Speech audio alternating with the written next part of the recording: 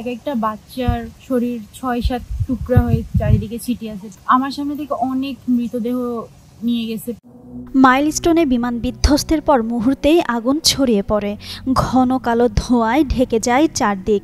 শ্রেণীকক্ষের জানালা দিয়ে দেখা এমনই বিভৎস স্মৃতি তুলে ধরে মাইলস্টোন স্কুলের শিক্ষার্থী আকাশ লীনা রিয়া।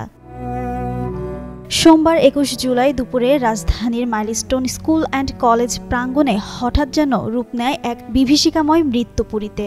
বিমান বিধ্বস্তের সময় রিয়া ছিল পাশের ভবনের ৬ তলায়। এই শিক্ষার্থী জানায়, দৌড়ে নিচে নেমে দেখতে পায় শিশুদের ভবনের সামনে বিধ্বস্ত বিমান। প্রথমে কিছু বোঝে না, কিন্তু একটু পরেই দেখে একটার পর একটা পোড়া দেহ বের করে আনা হচ্ছে। বিমানটি যেখানে পড়েছে সেটি ছিল শিশুদের স্কাই সেকশনের গেটের সামনে। ওই দিন আমি কলেজেই উপস্থিত ছিলাম। আমাদের ১টার দিকে ক্লাস ছুটি হয়, এরপরে আমরা কোচিংয়ে ছিলাম। তখন দেখতেছি যে একটা বিকট আওয়াজ হয়েছে। আমি জানলার দিকে বসেছিলাম, তো তারপরে আমি জানলা দিয়ে বাইরে দেখতেছি যে একটা বিমান মানে প্রাইমারি সেকশনের দিকে আর কি ক্রাশ হয়েছে। দেখতেছি চারিদিকে কি ফায়ার এরকম ছড়িয়ে পড়তেছে। দেন আমরা ওখানে গিয়ে দেখি এক একটা বাচ্চার শরীর ৬-৭ টুকরা হয়ে চারিদিকে ছিটিয়ে আছে। প্লাস অনেক গার্ডিয়ান ছিল, গার্ডিয়ানের শরীর বাইরে ফেলানো ছিল। তার সাথে সাথে আমাদের যে কলেজের সার্জেন্ট খালা তারাও ছিলেন, মানে তাদের বডি আর কি ফেলানো ছিল। তো এটা দেখার পরে আমি তো তখন মানসিকভাবে অনেক ভীত হয়ে পড়ে। আমার সামনে থেকে অনেক মৃতদেহ নিয়ে গেছে। এই ঘটনা ঘটার প্রায় ৩০ মিনিট পরে সেনাবাহিনীর গাড়ি আসে, প্লাস ফায়ার সার্ভিসের গাড়ি আসে, কিন্তু এটা অনেক মানে বেশি দেরি হয়ে গেছে।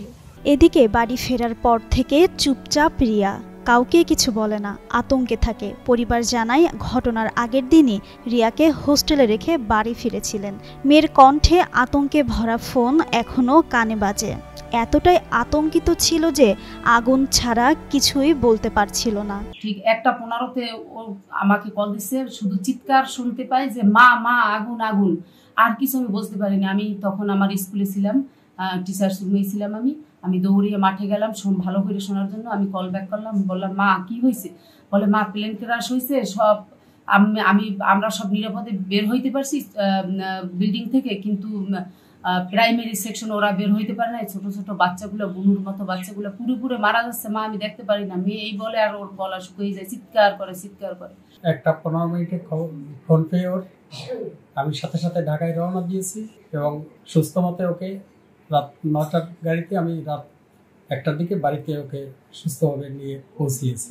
এর আগে গেল সোমবার রাজধানীর মাইলস্টোন স্কুল অ্যান্ড কলেজ ভবনে বিমান বাহিনীর যুদ্ধবিমান বিধ্বস্ত হয়। এতে এখন পর্যন্ত নিহত হয়েছে ৩২ জন। জিন্নাত আরা ঋতু, যুগান্তর নিউজ।